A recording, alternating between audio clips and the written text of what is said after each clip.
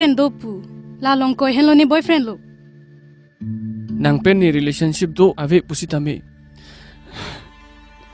non ni kisung loti ne bongjak ve kisuk lo nang phan batai si nang chitong kang tung tang please ne long nang dun tha mongvi ni nang long nang dun jui polote ni hero ning thiak pu Malin please ne bong ajo ni batai si nang dun tha please Malin pilo ko nang arju the ma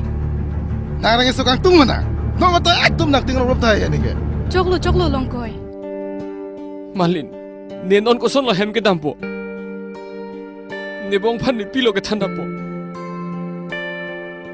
please batai si nang dun tha batai si dah damang dah dak pen